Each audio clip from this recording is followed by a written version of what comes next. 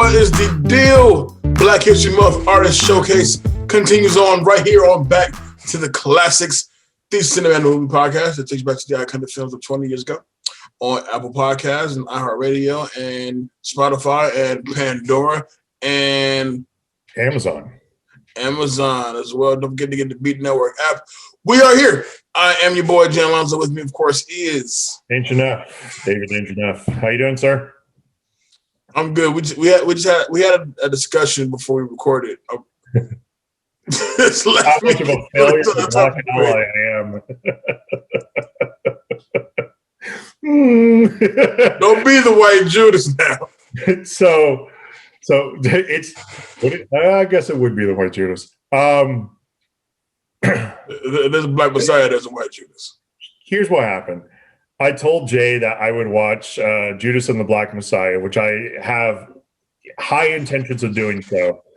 And I didn't do so. And instead what I did was I watched golf, I watched NASCAR, I watched fantasy basketball, and I watched what was the other one I watched? Hockey. So I was showing off my skin colors today, boy. you know what's crazy, Dave? You know what's crazy? What's that? None of that shit matters. Okay? None of that shit matters. I watched today's movie today. But I watched it. I watched it today. That don't count. Okay. No.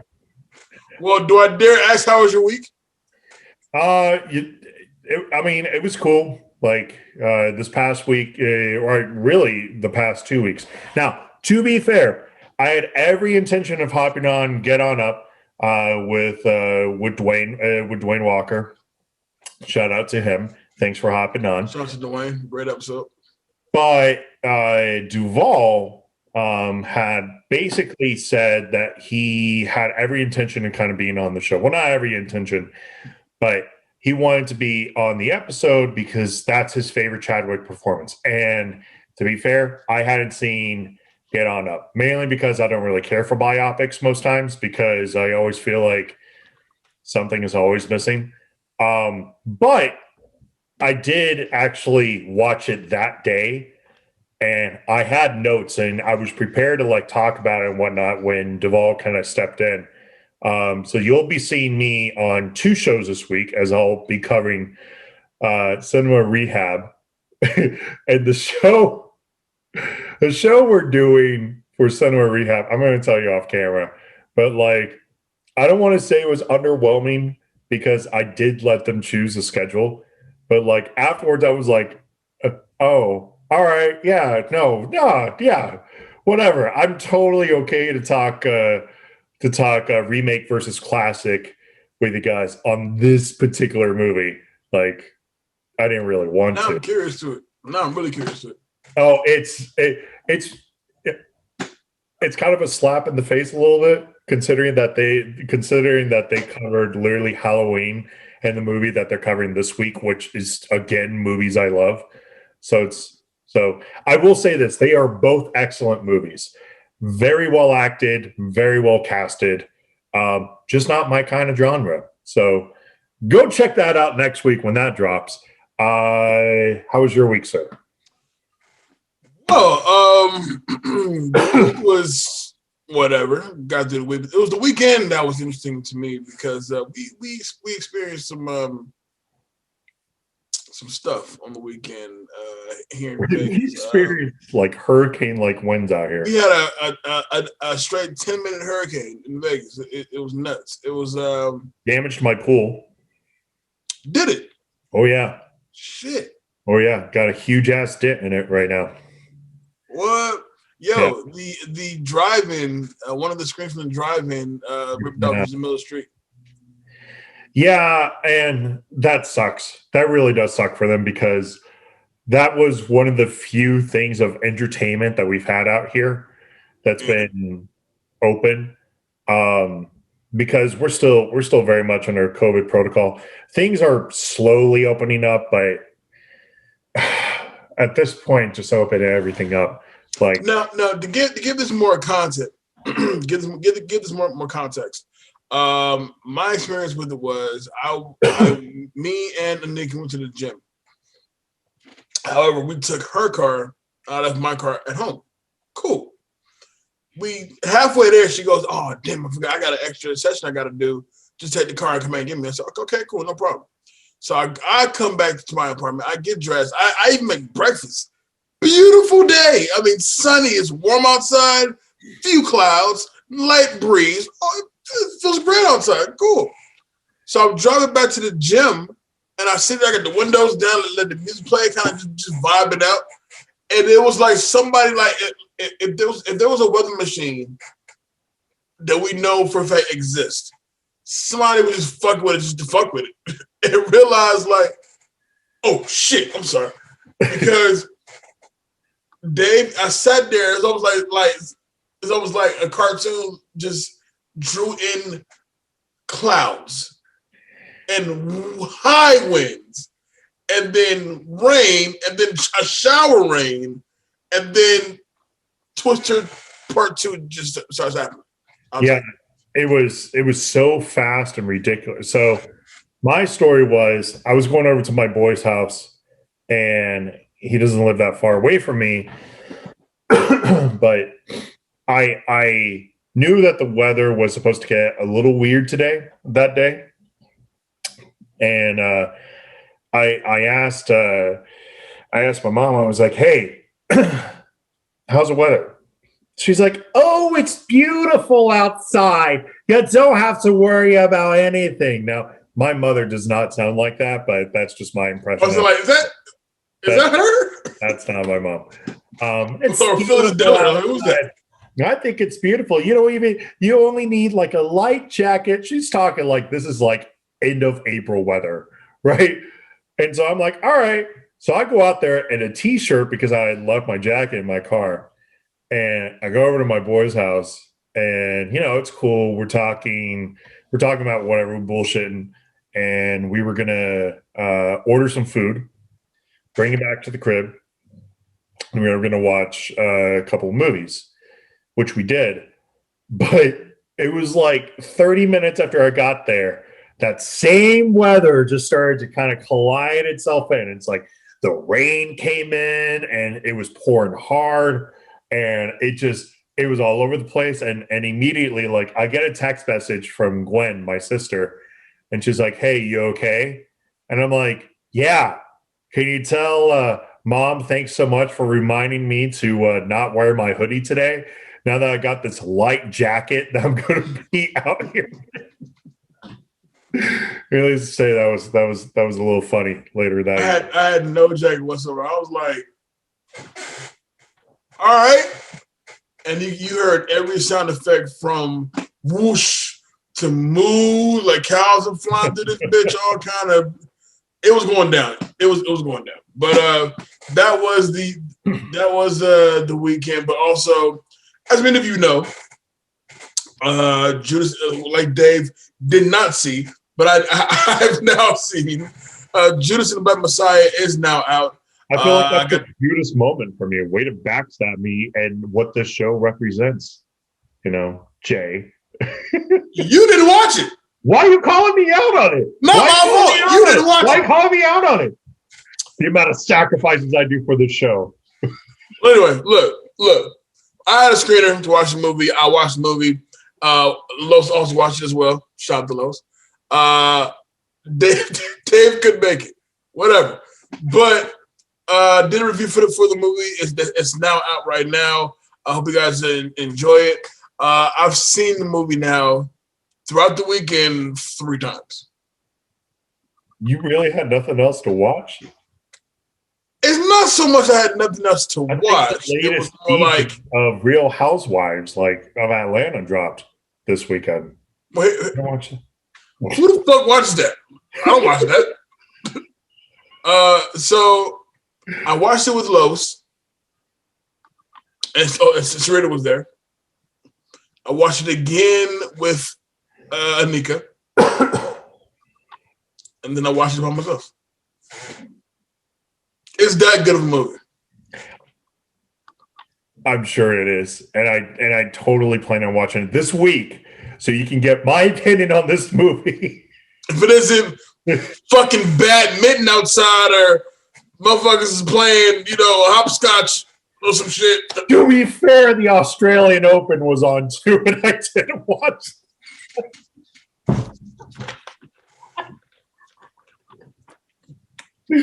I miss sports. All right, I miss sports.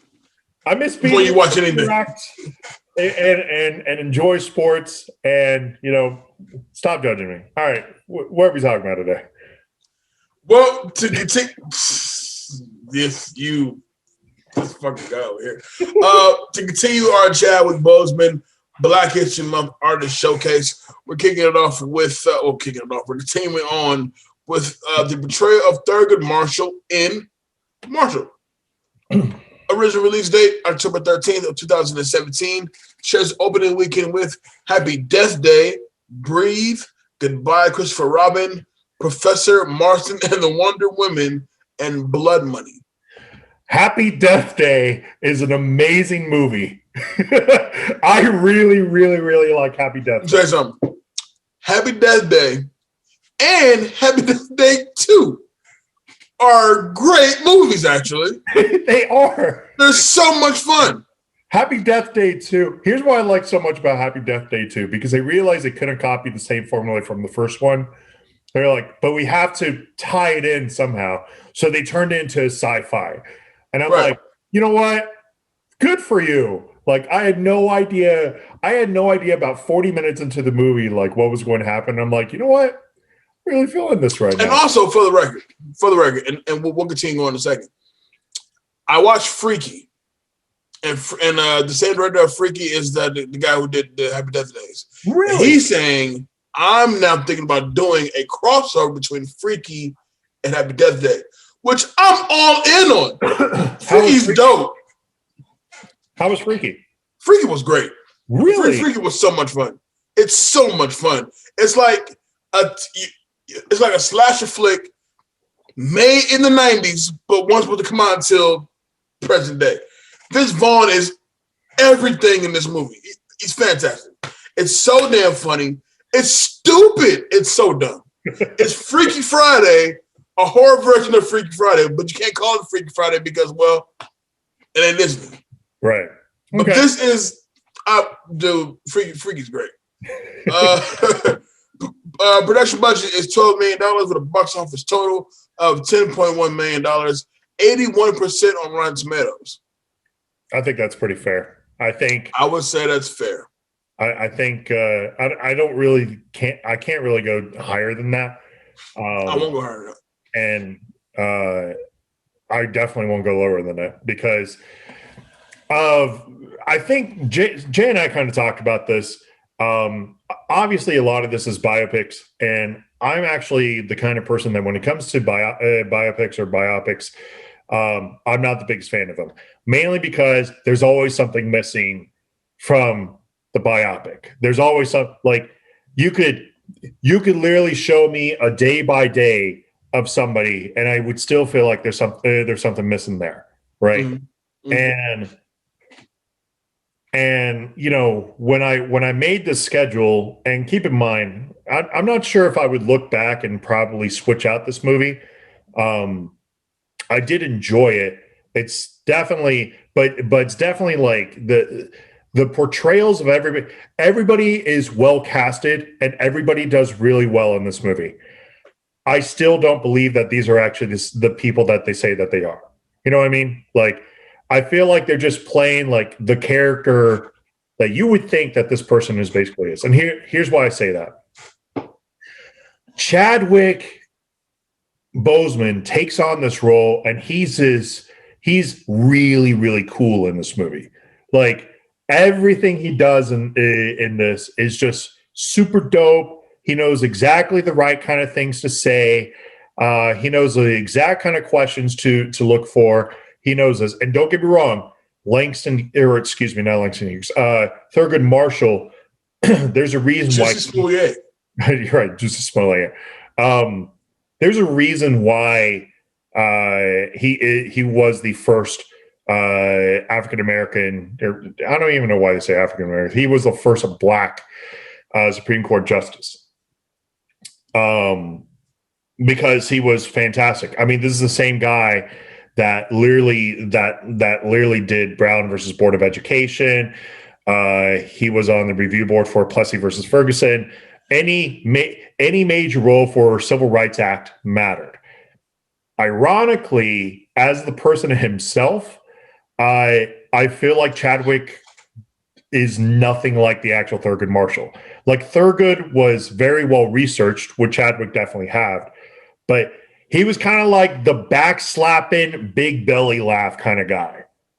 Like, that's why it's so different. It almost feels like Chadwick is portraying what you would want to see as the cool version of Thurgood Marshall. Go ahead. Yeah, I can agree. I know his portrayal of Thurgood Marshall in this movie. Thurgood Marshall is very slick, sly, well dressed, knows I'm handsome.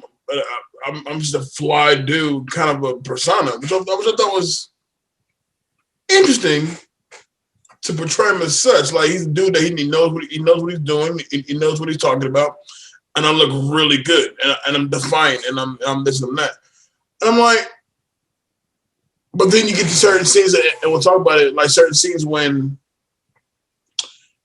he's not allowed to talk in the courtroom. Right. So therefore, you need to keep quiet. And there's no, well, I'll bring it later, but it's out of the movies that we covered for this showcase, this is the least interesting one. Put it that way. Yeah, it definitely is, and I know Chadwick had first of all, like, Chadwick looks nothing like Thurgood Marshall. Thurgood's a bit more lighter, a lot lighter than Joe. Was light skinned. Was very much a light skinned person. You know, and I know he's trying to capture the spirit of it, but it almost feels like, my opinion of it, at least, it almost feels like a imitation of Humphrey Bogart, you know, playing as a slick and cool lawyer. Nothing wrong with that. I just also feel like you kind of saw that in stuff like McConaughey's Lincoln Lawyer, right? Like, it's just, now we're adding Chadwick to it, and he's just kind of formulating himself. That does not mean that this is a bad movie. This movie has a jump the shark moment, which I can't wait to talk about, because at that point is immediately I started quoting Chappelle. Like, I'm quoting Chappelle in this, but let's kick this movie off. I am. I'm straight up just quoting Chappelle. When I say this movie is well casted, you have Josh Gad, who plays Sam Friedman, an insurance lawyer, who kind of teams up with Marshall, and he is very Jewish, very, very, very Jewish. You have Kate Hudson, who basically plays the victim in this movie, and it's sad in a lot of ways. It's sad, but you know, and how she does. James Cromwell almost immediately plays the villain, and then afterwards he's like trying to even stuff out, like especially towards the end. But you know, so nuts is like what's so nuts is when I was looking at the opening credits, like, oh, James Cromwell's in this. He's gonna be the racist judge. I can feel it. You know what I'm saying? Like, I can feel it. Oh, easy. You had Sterling K. Brown, who plays another victim, who basically plays a victim. He's the convicted in this, and it's again just excellent. There's a lot to really, really like about this movie. There's definitely a cut that out in this. And I think you and I are both going to agree on it, because it's such a cool scene in the movie. Does not fit whatsoever. It's like, okay, I didn't need to see this. Like, the scene later on when he's at a bar, I believe that more than when he's just like out hanging out in a jazz club.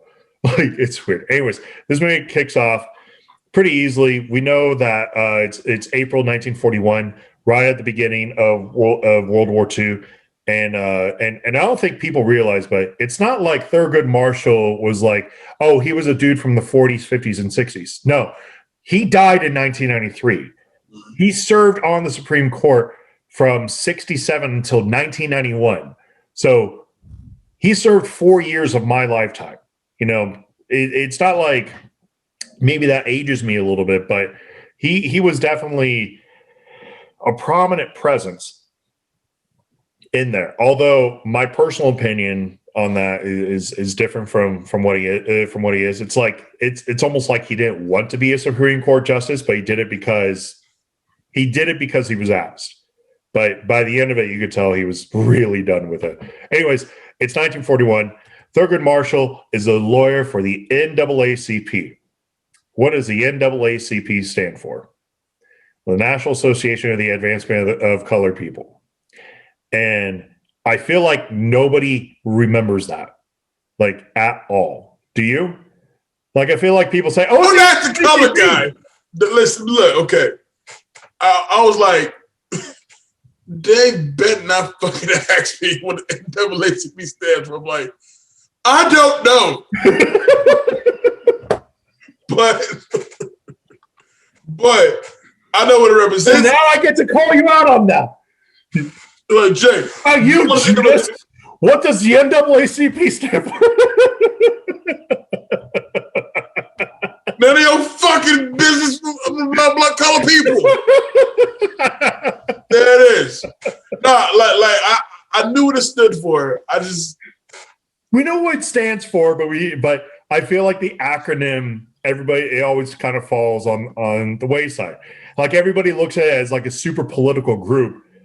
But it's like, this group has been around forever, right. Over 100 years for sure, and it still has their hands into a lot of these cases. So to recognize, that Thurgood Marshall was definitely the top lawyer at that point in his career into this really mattered. And he had just returned to New York office when he was sent to Bridgeport, Connecticut, to defend Joseph Spell, played by Sterling K. Brown, a chauffeur who is accused of rape of his white employer, Eleanor Strubing, who is played by Kate Hudson, in a case that has gripped the papers. Now, this is where it kind of gets legalese a little bit. So, as a lawyer, he can only technically practice law in Maryland. So, normally what has to happen is you have to get a local attorney to sponsor you for you to become the head lawyer in that case. And what I mean by that is, if Jay was a lawyer and I was a lawyer, all right, and he was a lawyer from Georgia, all right, and he wanted to practice law in Nevada for a case that is being tried here in Nevada, I, as a lawyer here in Nevada, would have to sponsor Jay to come out here and basically do his thing, right? I would basically have to say, hey, I'm putting this guy up for nomination, basically cover this. Is this okay? And that's where it gets legalized at, right? It's all legalese at that point. But here was the early nail in the coffin for this. It's so important that people kind of see that this was shit that always happened. They denied Thurgood Marshall to try this case as lead counsel. He could only be there with a written statement and to just be there. He was not allowed to speak during the trial. He was not allowed. So he had to basically be lawyer by proxy to Joshua Gad's character, Sam Friedman. Friedman is an insurance lawyer. He is not a criminal lawyer. And I know that sounds weird, but it's like going to a doctor. You're not going to go to a cardiologist for a foot problem. You want to get an insurance lawyer if you have an insurance claim problem. You know, you're not going to want to go to an immigration lawyer, you know, for something that doesn't involve immigration. You just don't go down that route technically. So Gad was just supposed to be a shoe-in, and then he was supposed to dip out. Like, he had no interest. He definitely wasn't an ally. You know, the only reason why he was even recommended for the thing in the first place is because he technically knew a dude back in high school, kind of similar how I was brought onto this podcast. Jay was a dude that knew back in high school, you know, and he was like, "Hey, you know stuff about movies?" And I'm like, "All right, yeah, you know." You ain't doing shit. Come on. I said, "All right, yeah, I guess I'm not doing anything with my life." And I decided to, you know, hop in on this. So, but that's exactly how the legalized version of this. Anyways, Cromwell straight up comes out and he's like, "Nope." He's like, Gad is a lead lawyer in this case. And it's like, I guess, you know, for me I guess the lawyer with no experience has to go. It's not that he didn't have experience. He was just not experienced in the criminal side, criminal defense stuff, you know. I guess because now I have to do this, it kind of changes the whole landscape of things. So I don't know. I thought that was pretty interesting. Go ahead. Yeah, I feel like the that introduction with Judge Foster, like I said, as soon as I saw James Cromwell's name, I'm like, oh yeah, he's a registered judge in this. I know it, and he has not a single frame yet of him, but I knew for a fact he would be the judge. Easily. Just like I knew for a fact Dan Stevens would be the lawyer that's trying to lock him up. Oh yeah. Oh yeah. You could tell because it was destined to be that way.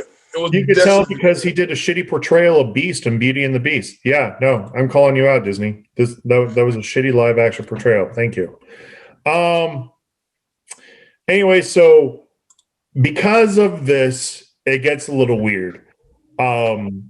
As they begin to kind of question Spell swears up and down to Marshall that he never had any sexual contact with Kate Hudson. And now this is when you kind of shout out Sterling K. Brown. The man is a damn good actor. He is. I mean, a great actor. I mean, you know, Chadwick Boseman was phenomenal, but Sterling K. Brown is top tier. You know what I mean?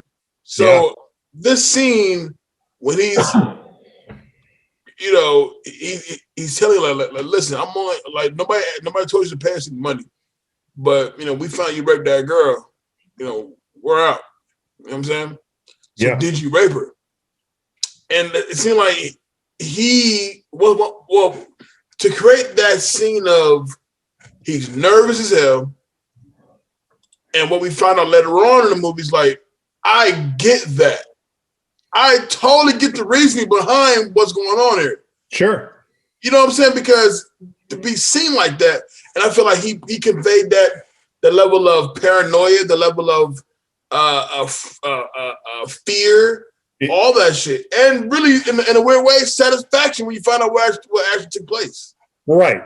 Which is again what's a little hilarious. So what they do is that they direct him to a patrolman, and shout out to the patrolman here because the patrolman did not like black people. You could clearly tell he did not like black people. Right. Damn, was he an honest police officer because he straight up told, like that's what it says in my notes. You know, that's exactly what I wrote down. Like, you know, yes, I will. If you call upon me to testify, I will testify to that. No problem. And I'm like, good for you.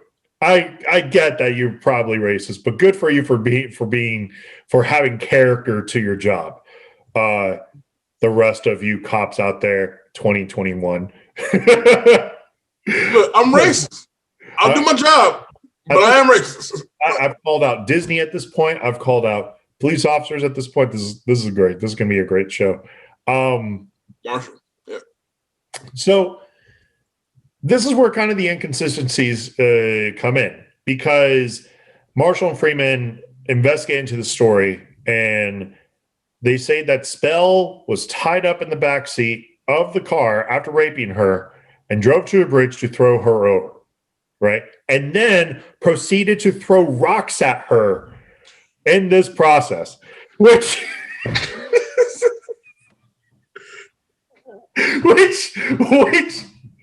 which made me the stupidest thing I've heard. Like, you're gonna die, bitch. Like, I'm gonna chuck it in this water. Splash, bitch. You ain't dead yet. Stay still. Be still. Be still. I'm just like, oh. And then the reenactment of the story was like, is he fucking throwing rocks at her? Like, so, and this is, okay. and to be honest, this is really where kind of the fun of this movie begins, because you realize there's so many inconsistencies to the story, because they get this generic actor to play the chief of police. I can't even tell you his name. That's how bad it is. Brendan Burke to play as Captain Burke. There you go. Literally, the actor's name is Brendan Burke, you know, and the guy's name is Captain Burke. I don't even know if that's true. I don't even know if that's true. I don't even know if that's true. They may have been ancestors.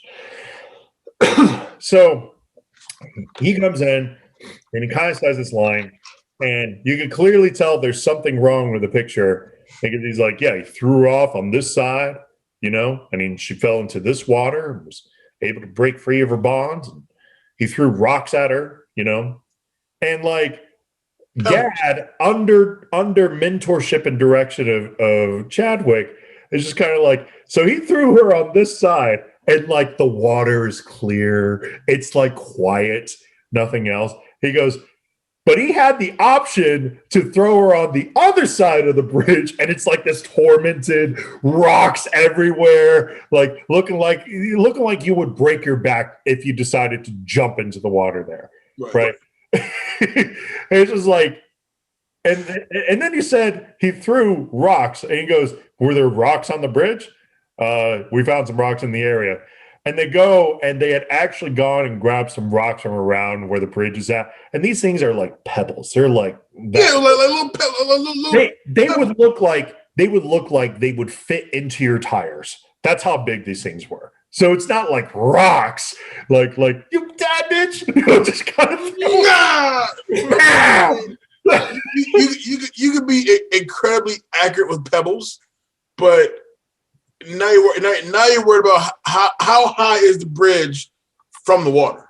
You'd have to be like Bullseye from Daredevil to kill someone with one of those pebbles. Dead on, and it's dark too. Like, no, you are rock throwing champion. Yellow dress on. It is 3:30 in the morning. You ain't killing anything with them pebbles. You ain't throwing rocks, bro. So of course, this is when the plea bargains kind of come into play. And this is huge. I feel like this is such an underrated part of this, because this is talked about a lot. Most witnesses, most people who believe that they are not guilty, are willing to take a plea bargain just to get this thing over with. Even though, and especially in today's world, they're willing to take a plea bargain. And there's a couple of reasons for that. One, court costs money. Lawyers cost a lot of money. And if you don't have the financial backing to get yourself through a trial, it can really hemorrhage your future. And I mean, more than a student loan. That's how bad sometimes these court costs can really get. And people always believe, well, if I just wait this out for another, 6 months, a year, 5 years, 20 years in this case, then it'd be all over. And it's such an important scene to kind of see that Sterling K. Brown literally comes out and he's like, I feel like I could do 14 years on good behavior. Bro. That part kills me. It's like, but you didn't do it. You didn't do it. But you're good with 14. 14?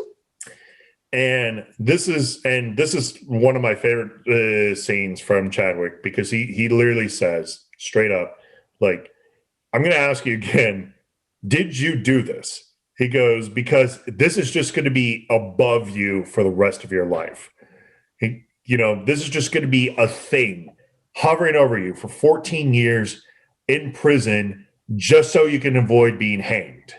Right. He goes, you could be hanged regardless, even if you get out of here, you could be hanged.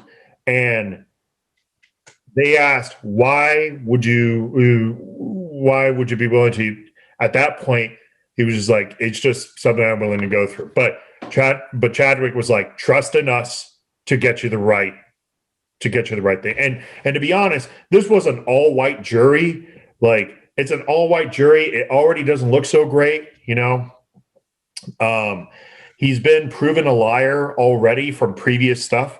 Mm-hmm. So there's a case that needs to be said here. So when they finally bring in, and they bring in this doctor, right, played by Jeffrey DeMunn, mm-hmm. who always finds a way to play like the weasel character, and I feel bad because he's typecasted at this point as being a weasel, which sucks in my eyes. So DeMunn's there, and he goes and he testifies, and he says that my wife took the notes, and they left out a very key part in there, and the part was that they found colored skin under the fingernails of the girl, which, man, really? Because here's my problem with that. When she scratched him, she jumped into the lake afterwards. You mean to tell me that skin stuck to her fingernails, even in water? I thought about it when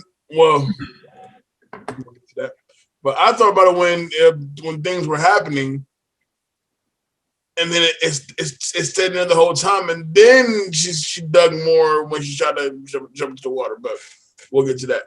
So it's obviously a lie. Something is lied about in here, but they just allow it. And mind you, Cromwell's not really given an inch to Gad and Chadwick in this, like, whatsoever. Every little objection is always overruled. And so it was very frustrating to see because it was clearly a lie. And at this point, Gad is starting to get really concerned because he feels like he's in a no-win situation. You know, it's going to hurt his own personal practice, and this war is like right there, getting ready to start. Go ahead. Which is where I don't want to use that as a cut that out, but it could be a cut that out for me because I know we're getting to that point to where they have that disagreement between Thurgood and Freeman, and almost like simultaneously, they both get into a bit of a fight at the same time. Yeah. And you have Thurgood, who of course can fight, and then you have Freeman, who he landed one good punch. He landed a good punch.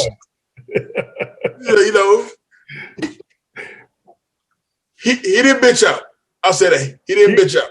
Here's what I love after that scene was that his wife is worried about him, and he comes home.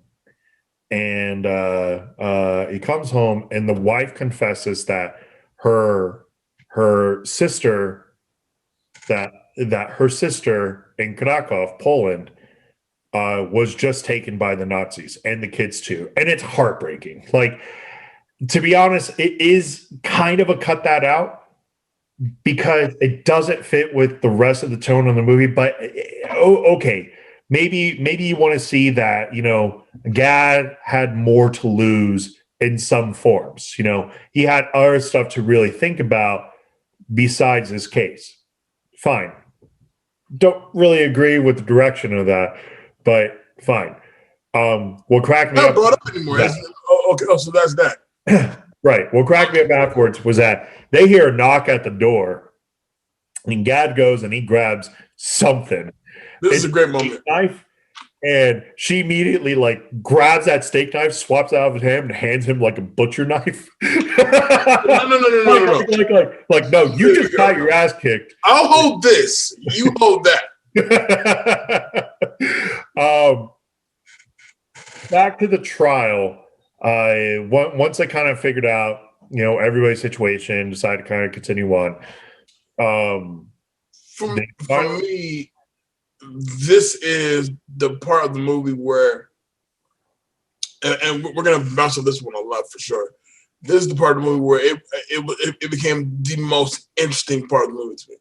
So the prosecution, because the defense would later question her the next day, but the prosecution decides to question Kate Hudson, which does a pretty decent job in this movie. I got to say. Yeah, she's all right. Goes and testifies about everything that kind of happens. And one of the key parts of the testimony that they say, first of all, they make it very clear that she was tied up in the back seat when the patrolman had pulled Spell over. All right. And when that basically happened, it kind of like opened the eyes to everybody. It's like this woman was so terrified for her life. He entered in me twice, which good for you, bro. And raped her, and then proceeded to drive her out to the bridge and throw her over on this calm side. So you could also calling her Mrs. Stribby. Still calling her Mrs. Stribby. Still you did, bitch. None of that. So there was an inconsistency, So immediately they go back to Spell, because they feel like they kind of got the smoking gun, right? But that's when they find out that Spell is lying himself about not actually having sexual contact. And the only reason why they actually figured this out was because Thurgood Marshall that night, the night before, when he decided to beat up when he was jumped by these guys, was being hit on by a white woman, right? Which is cool, like that's fine. But he's like, he was on it. She knew what's up. She knew what was up. She knew what was up. So, and that's where I kind of start laughing with this, because it reminded me of the MTV sketch from Chappelle's show where they like questioned Chappelle. They're like, "Did you have sex with Katie?" He's like, no, Tyro, you had sex with Katie too. Correction, I had sex with Katie. Have sex with Katie. Katie has big ass titties. Hey, I had sex with Katie too, man. Love it. So they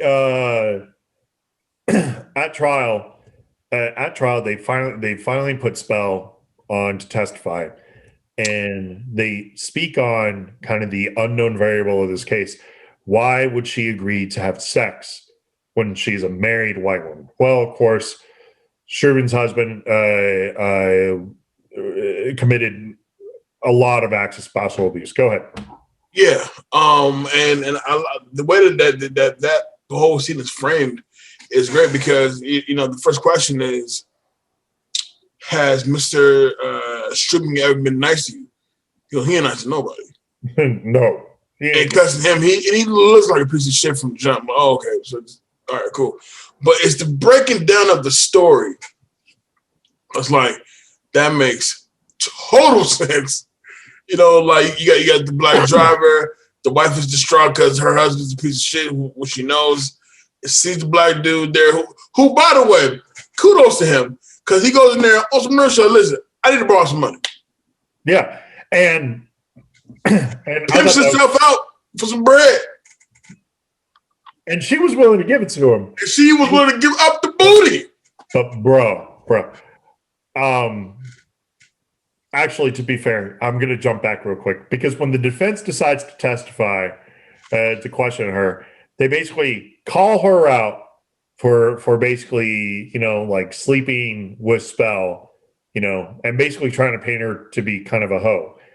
And They made several cases of like, you didn't try to scream one time during this whole thing. I was tied up. Bruh, this is the jump the shark moment for me. They fucking go and grab the evidence, and they had Chadwick Boseman on camera literally gag Josh Gad in front of the jurors. And Gad goes, and you could clearly tell, you could scream, you could talk, you can breathe, you can do everything with that gag. Right? And he's just all like, ah!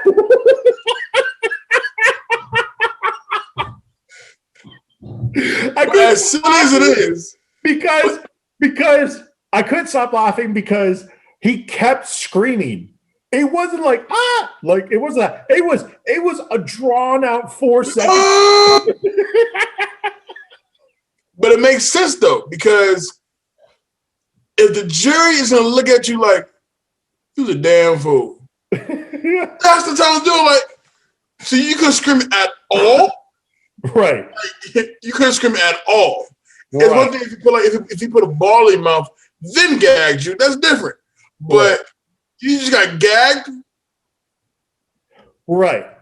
And so now jumping back to Spell, like he's trying to, basically like everything was cool between them, and they had sex a couple times that night. Twice. And then she panics because she thinks she might be found out as being pregnant because white women got a Karen. And so he tries to drive her to a doctor, and she decides to hide in the back seat when the patrolman questions him. And then she gets suicidal and decides to jump off the bridge itself. Which is nuts because the whole point of leaving because she feel like, oh shit, I'm about to get pregnant. Y'all just fucked, number one. Number two, it's like, I don't believe pregnancy works that quick, but I feel you. I feel the nervousness. I feel the necessary rush. I feel it. Sorry.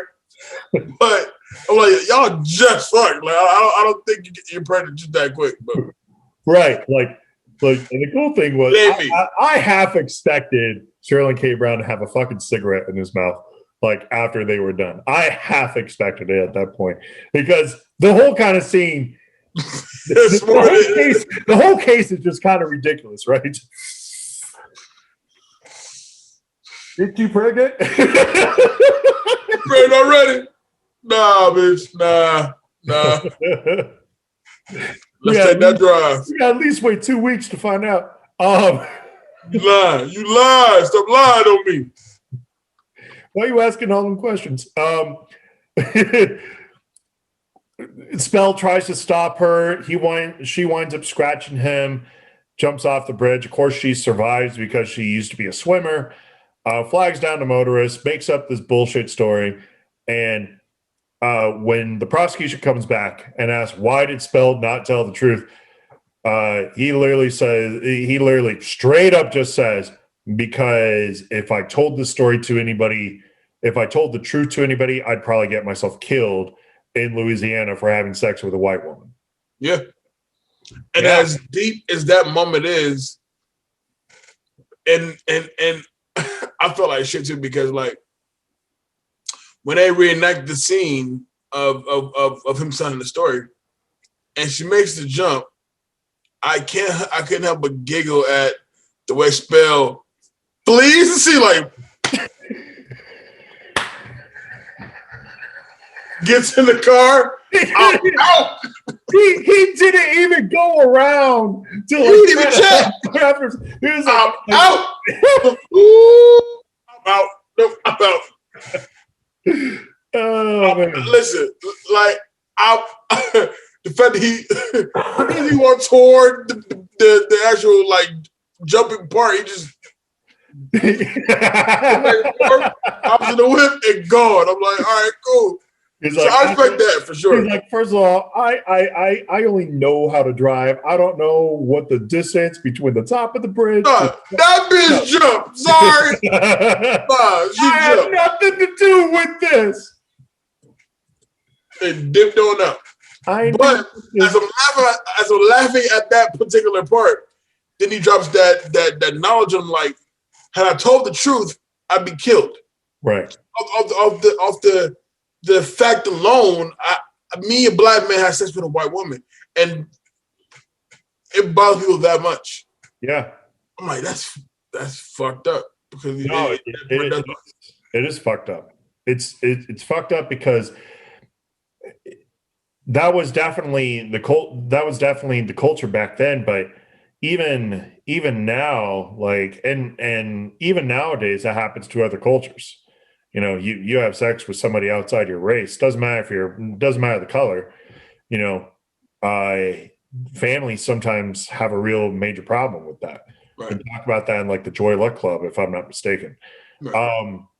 Of course, Willis wants it struck from the record, but Judge Foster, after heeing and hawing over it, you know, allows the statement to stand. So, before the verdict, Marshall has to leave for a case in Mississippi. All right. A desperate Willis offers Spell a much lighter plea bargain, only 5 years this time, and he's like, for sure they're going to take it. He's like, look, 5 years. I'm basically like, this is a gift to you. I'm like, okay, so it wasn't just me that felt that way. Go, wait a minute. After the performance they put on in court, like, what better way to say "gotcha, bitch" than how y'all was able to do it in court, right? And when you, when you have a gotcha, bitch moment in court like that, how dare you come to me and tell me? I'll tell you what, we'll give you boy 5 years. Suck my dick 5 years. Are you serious? By the way, we just killed it in court? Hell no. Right. And to be fair, Gad had to present it to the client, and he felt strong enough to basically turn it down. The night before Marshall leaves, he and Freeman prepare the closing statement, and then Freeman decides to deliver it on his own. And it's a good closing statement. It's not the most brilliant I'd ever seen, you know, but it doesn't leave them to be like the stand up and slow clap moment, but it was just like it was cool because the whole point in criminal trials is that you have to prove beyond a reasonable doubt, right? That's the whole point of a criminal trial. Right. You know, for me to get the conviction, prove beyond a reasonable doubt. So he goes and he presents everything, and what he does is he takes a glass of water and he takes pen ink from his pen and he starts dripping it into the water, making it not so clear anymore, basically. You know, he doesn't stir it or anything. He goes, but it's a little muddy now, you know, about everything that happened. And because of that, you got to vote to acquit. So of course they come back and they and the Southern white woman who is the jury forewoman, which they really had to go out of their way to like hit on that point. I'm like the forewoman, the jury forewoman. It's like, all right, yeah, I get it. Me too. And she ultimately delivers a not guilty verdict. Cool. Freeman breaks the news over to Marshall, who moves on to his next case, and they can't really hear each other. But afterwards, you kind of get the closing credits of Freeman went on to work in many civil rights cases. Marshall had this huge, illustrious career with the American Civil Rights Movement, and of course was later nominated as the first African American justice to the Supreme Court justice. I don't know why they keep saying like African American justice. Like wasn't he? What did his? I know his family were slaves, but like way back. But I don't know. I always found that like weird later on. I remember there was a point somebody else made about that. It's like, I'm not African American. I am American. Like we have been here. I'm black. We're like we have been here for several generations now. I'm black. And it's like, just say that. Stop being weird with stuff. Like everybody's fine with it. Anyways, that is Marshall. That is Marshall. Overall enjoyable. Overall enjoyable. Overall movie that you can pop on and get decent enjoyment out of it. I would say it's not a movie I'll probably watch again. No. But as far as, if you are, especially if you're going to do this vibe of, you need some Chadwick in your life, I don't see the harm in putting this on and getting some good acting out of Mr. Boseman. I don't see that at all. But besides that, though, I mean, it's cool. It is. It's, I have law movies that I really like, and because I really like law movies, and you always know the ones that you're looking for. They're usually super dramatic. But they're not like silly, super dramatic. This one had a little bit of silliness the minute Gad started screaming with a yellow gag in his mouth in the middle of court. Oh! This ain't no Few Good Men where you get the presence of Nicholson walking into the room. No. That's a super throwback we gotta do. I'll talk about that movie all day long. All right, takeaways. That guy work. I'll give it to Chadwick, but only because Chadwick plays a pretty cool character for the most part. He's a very, very cool cat. There is a scene that is going to be my cut that out that we really didn't even touch on, because that goes to show you how little this scene has an importance to the rest of the movie. Right. Thurgood Marshall, he's not a natural fit for it. But I can see why he got it. And it definitely kind of showcases a little bit more seriousness. So I was reading some comments that are like, why wasn't he nominated for an Oscar? I'm like, because this wasn't an Oscar worthy performance in my eyes. Like, he was a very cool character, but at the same time, I could not tell you one quote from him in this movie. Yeah. That's where I'm at with him. That's your gourd.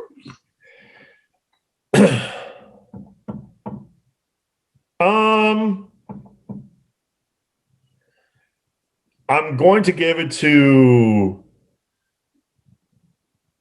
you know what? I'm going to give it to Josh Gad's wife. I could give it to Kate Hudson, even though she's a lion hoe. Lion wench. But because Kate does such a good job in this movie, in my eyes. But I'll give it to Josh Gad's wife because, man, she's a real one. She knew the limitations of her husband physically and decided to give him the bigger butcher knife. Protect the house. No, you hold this. I'll take this. You hold this. I'll be right behind you. That's full of work. It's got to be the other attorney. I can't give it to Cromwell because Cromwell, as much of a bigot as he is in this movie, like, he still knows that he needs to be fair by the law.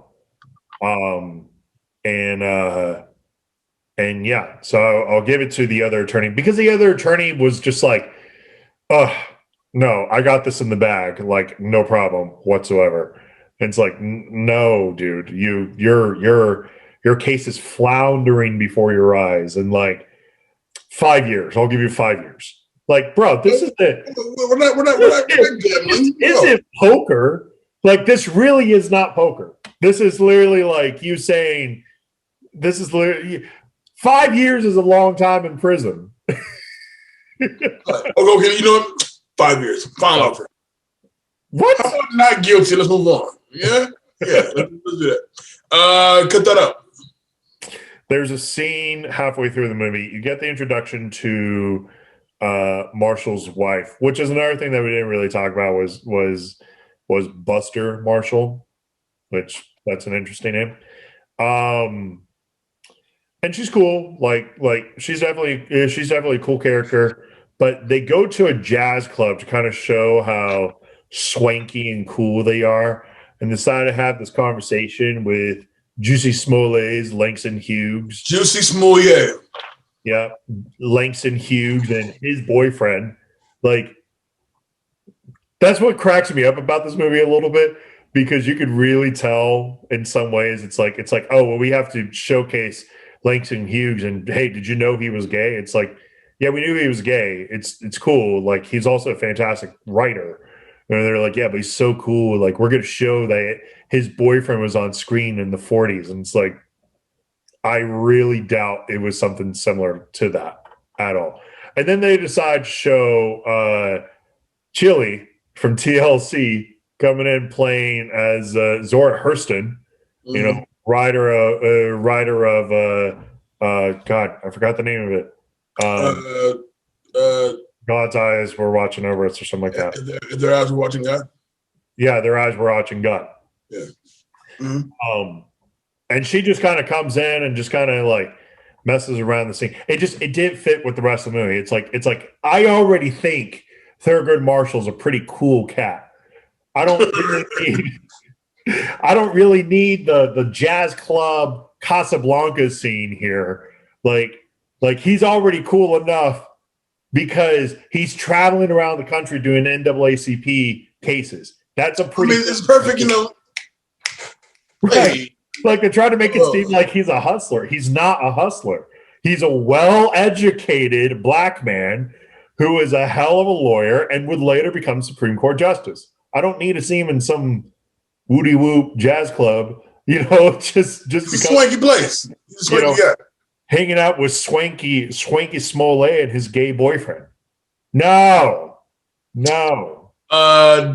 Well, does it hold up? I dare say the movie came out 4 years ago? 3 years does ago. It hold up? I mean, it's 3 years ago, and yes, but it's very forgettable. I'll be honest. It's pretty forgettable. You'll almost forget it the minute after you see it, which is why I'm really glad we watched it today, not like yesterday. Right. It's fun. It's a perfectly fine movie. That's it. It's perfectly fine. And I kind of agree.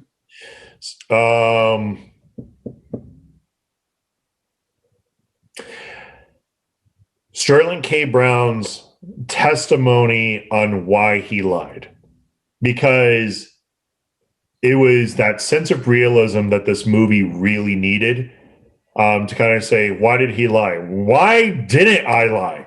Why should I have told the truth here? Because me telling the truth probably gets me killed anyway. So that's why I lied. Right. And that's that. All right. Who's getting your That Guy Award? That Guy Award is going to go to Mr. Chadwick Boseman as Thurgood Marshall. I mean, you expect Chadwick to be phenomenal in the role in which he is. He does give a very swanky vibe to Thurgood Marshall. Like if Thurgood Marshall wasn't the Supreme Court justice, he'd be playing bass in Parliament Funkadelic or some shit. You know what I'm saying? Yeah, exactly. It's really cool, swanky cat. So I can appreciate that. And made him cool. He can fight. And he's a fighter. So yeah, Thurgood Marshall.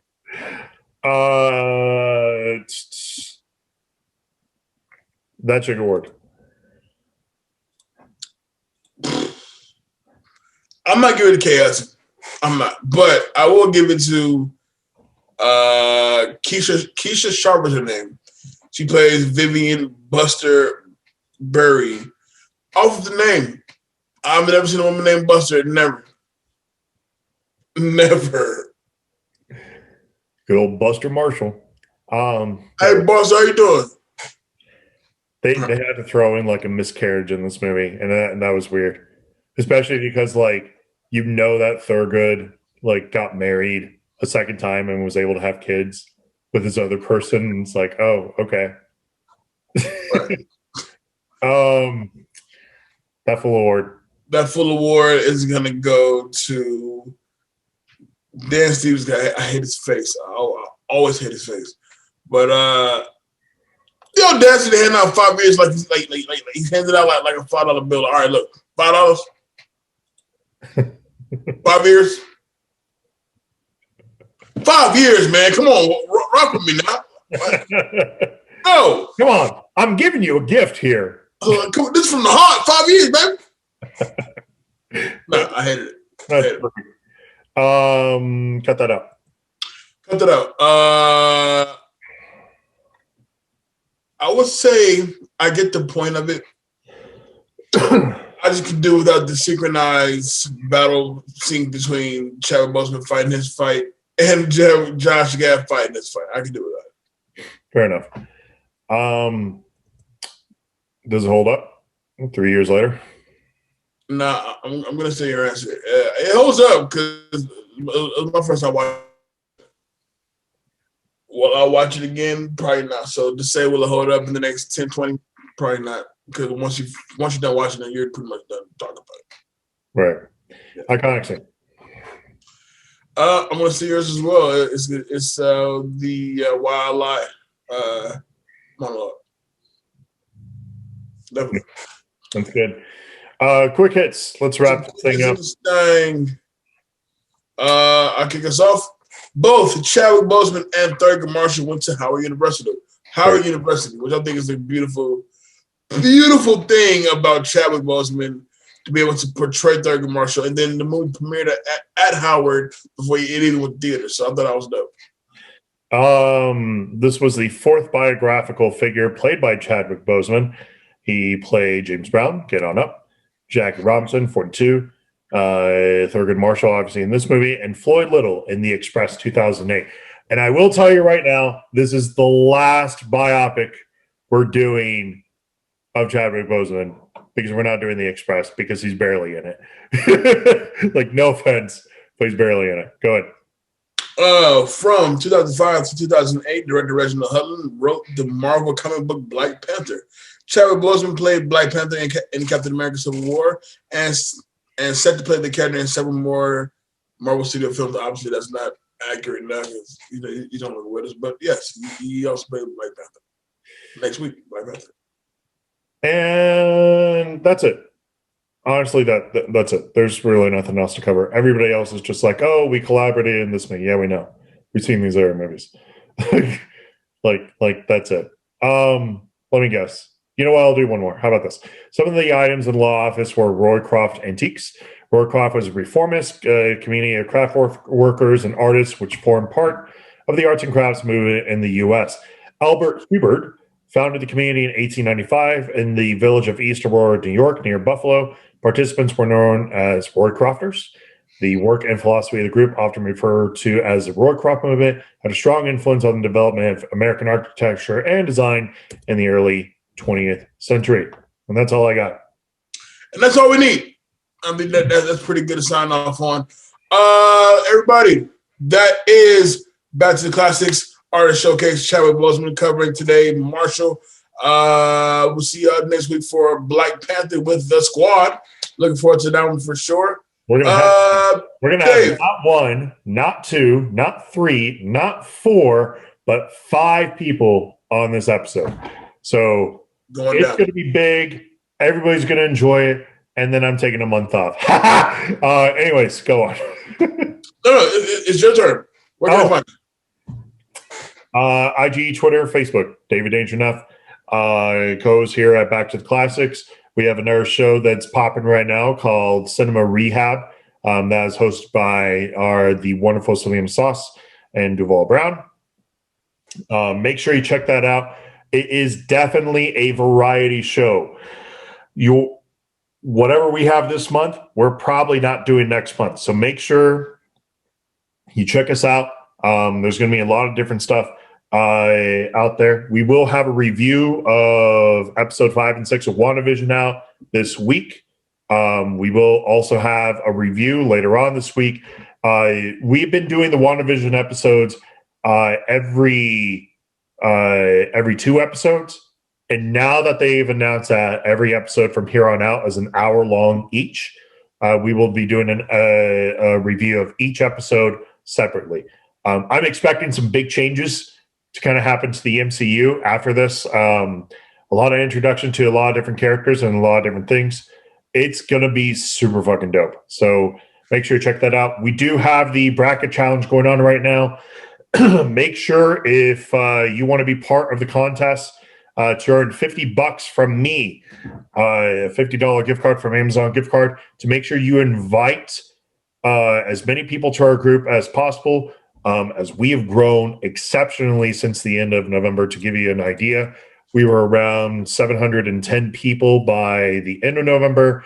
I believe as of today, we are at 1,120, maybe. Mm-hmm. We're pretty up there now. And I got to thank so much to a lot of people who have gone out of their ways, to really make this happen. You guys are really making this group, really start popping now. I'm hoping everybody's having as much fun as they possibly can, because it has been, it's been a lot of fun these last couple of months. That being said, I totally need a break. So can't wait to talk about that. But my guy, Jay Alonso, where can they find you? All the social medias at official Jay Alonso on that's IG, Instagram, Snapchat, Twitter. You talk to me and I talk back. Of course, the Back to Classics Movie Talk page, as he's mentioned, is up and popping up in there. Duval just tagged me in some shit just now. Yeah, that's going on right now. Go ahead, jump on the page, enjoy that. It's really dope. And yeah, unfortunately, we conclude our artist showcase next week with Black Panther with the squad on that one. Can't wait to do that one. We have a lovely March lined up for you, which I cannot wait to do. And Dave can take his month off as he loves it. Yeah, it's gonna be great. And then when I come back in April is going to be another themed month. I cannot wait to talk about it. I was so excited when Jay decided to talk about possibly doing this, and now that's happening. At least for this month of April, I cannot wait to really talk about it. So we will definitely get you guys involved as much as possible there. Yeah, that's all I got. See my blood. I'm gonna do that again. We will see you folks next week. Cannot wait to wrap up this artist showcase. It's been good. It's been good so far. I'll say that.